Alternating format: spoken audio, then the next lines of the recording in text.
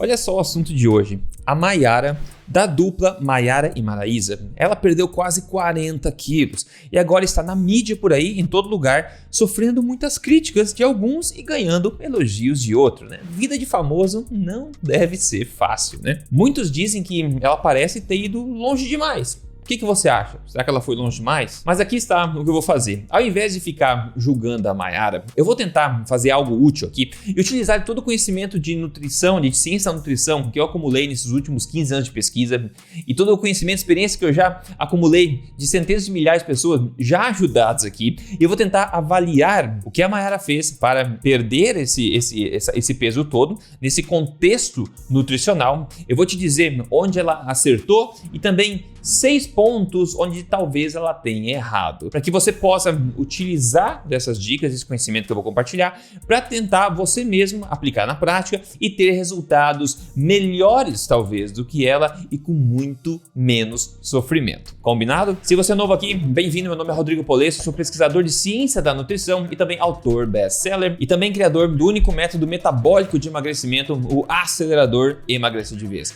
Eu tô aqui semanalmente compartilhando o meu melhor com você para te ajudar a atingir a melhor forma da sua vida e recuperar as rédeas da sua saúde, baseado na melhor ciência que eu tenho acesso e sempre sem balelas. Primeiro, eu já quero começar aqui dizendo que julgar as pessoas de fora é muito fácil, né? Tem gente que adora fazer isso, é muito fácil, mas é injusto pra caramba, né? Todos nós somos frutos aí numa coletânea, numa coleção de experiências físicas, experiências emocionais, experiências de todos os tipos da nossa vida, coisas que tornaram a gente como nós somos hoje. E a gente julgar outras pessoas de fora sem ter o menor conhecimento disso é completamente uma má ideia, na minha opinião. E é por isso que, como eu já disse, eu não vou ficar julgando a Mayara aqui de forma alguma, ok? Eu quero tentar analisar tudo que foi reportado por ela na mídia, num contexto nutricional para tentar ajudar. Combinado? Então, o primeiro já acerto que a Mayara fez aqui, na minha opinião, é ter tomado uma atitude para melhorar a sua forma física e a sua saúde. Por isso, ela deve ser aplaudida. Toda pessoa que vê essa situação e toma de fato atitudes em direção daquilo que quer, daquilo do seu objetivo, precisa ser aplaudida, porque resultados só acontecem quando ações são tomadas na realidade. Agora, em termos de emagrecimento, o que ela fez de fato? Bom, segundo aqui na telinha do UOL, ela disse o seguinte: comecei esse processo há 5 anos, eu fiz uma lipoaspiração e bariátrica.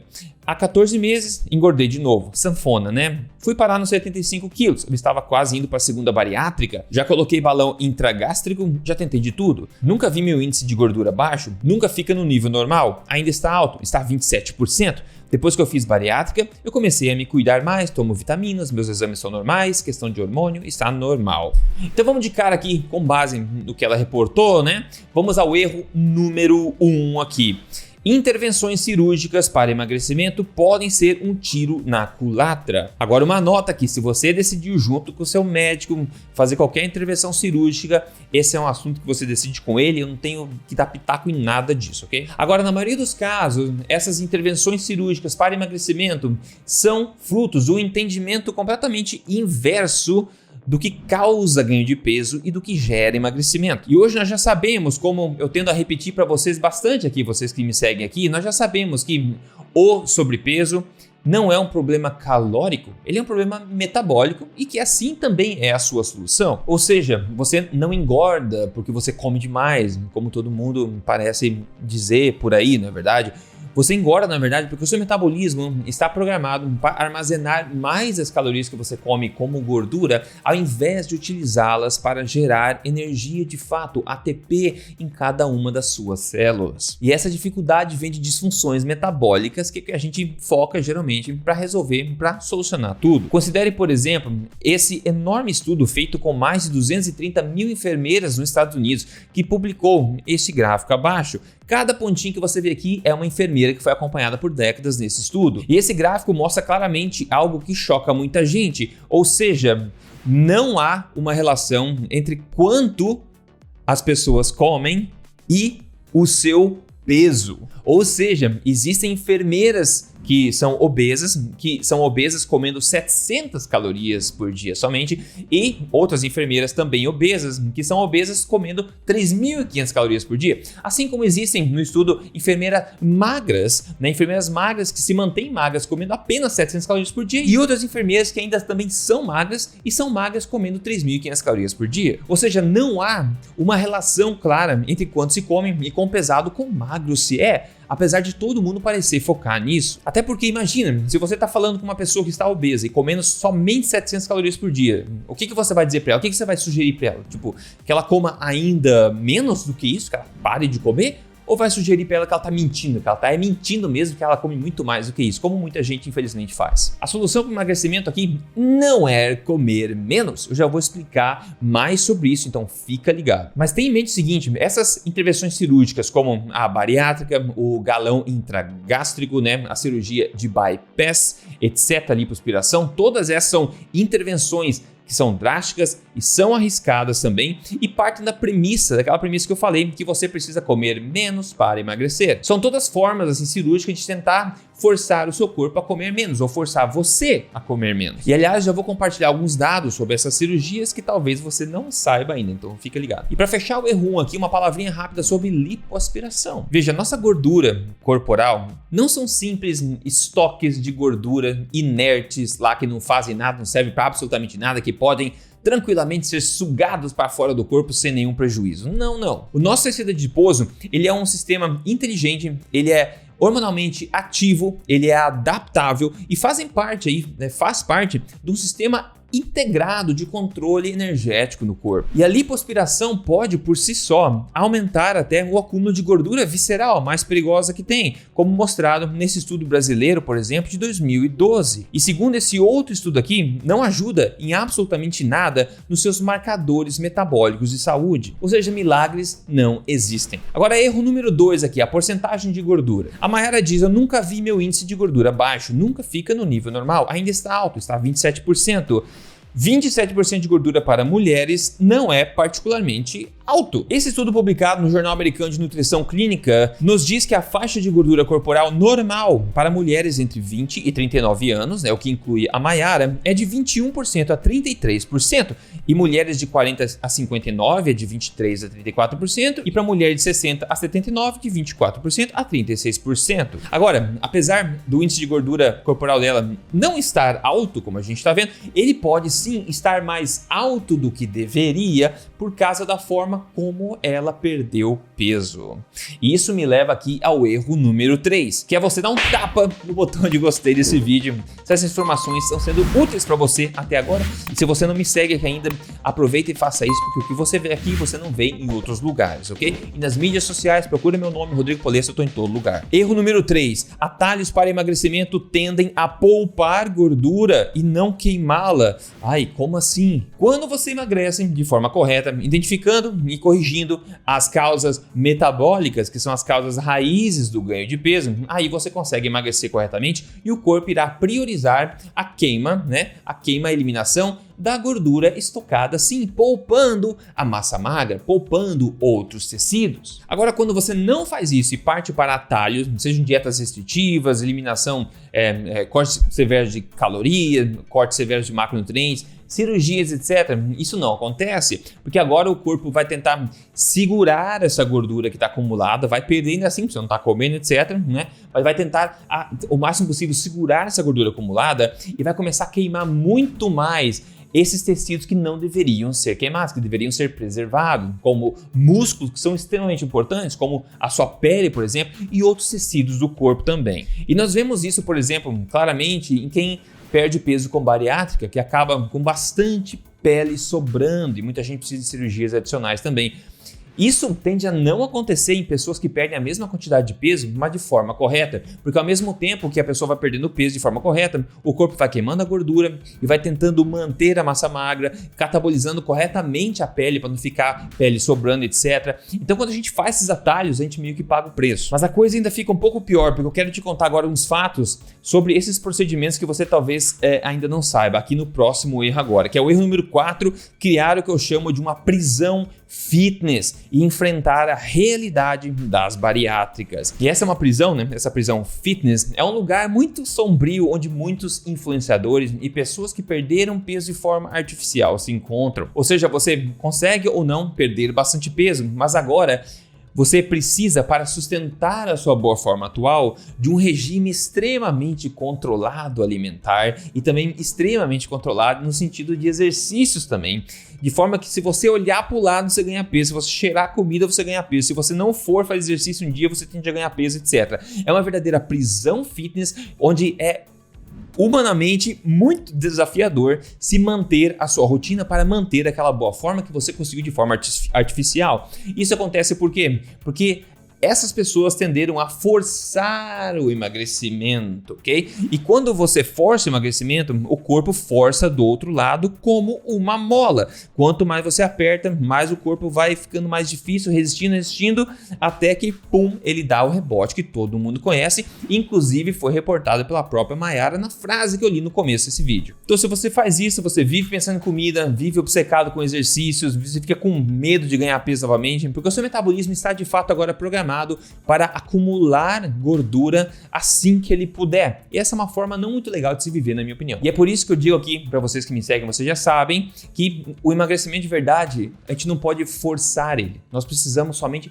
permitir esse emagrecimento. Fazendo o quê? Retirando do caminho os obstáculos que estão prevenindo isso de acontecer. E voltando à questão das bariátricas, na verdade, que eu acabei de falar, elas são um bom exemplo, um exemplo típico aí da gente forçar o emagrecimento no corpo, obviamente. E esse estudo de 2023 revela o que muitas pessoas já perceberam, que é o que ele diz o seguinte: é bem estabelecido que uma grande proporção dos pacientes vê um reganho de peso significativo depois do procedimento. Até 76% dos pacientes que fizeram redução de estômago reganham peso significativamente depois de 6 anos.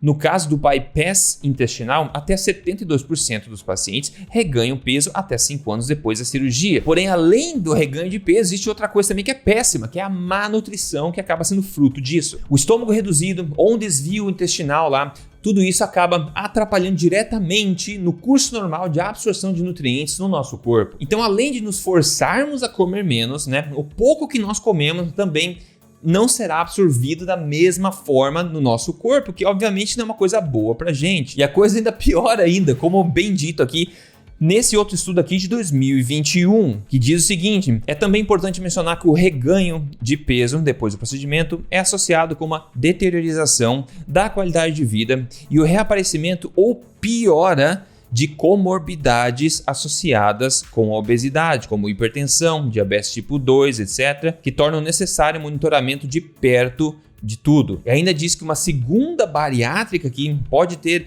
mais altas complicações e também taxas de mortalidade comparado à primeira bariátrica. E a Mayara aqui cogitou ter uma segunda bariátrica, só para ter isso em mente. E essa questão de má nutrição é severa, porque hoje em dia homens e mulheres estão sofrendo mais do que nunca com problemas derivados disso, como até a questão de fertilidade, né? Dificuldades para engravidar e muitas outras coisas nesse sentido. Então, enquanto nós nunca tivemos, na verdade, tanta oferta de alimentos nesse mundo aqui, nós também nunca tivemos tantas formas de nos intoxicar como hoje. E a solução aqui não é comer menos, a solução aqui é comer melhor, né? E o problema é que até o próprio conceito de alimentação saudável hoje em dia foi deturpado e as pessoas nem mais sabem o que é bom, o que é ruim, o que é saudável, etc. E aqui tem o erro número 5. Não quero assumir que esse seja o caso da Mayara, só que eu quero trazer um pouco de atenção para isso que existe, que é um fenômeno chamado de body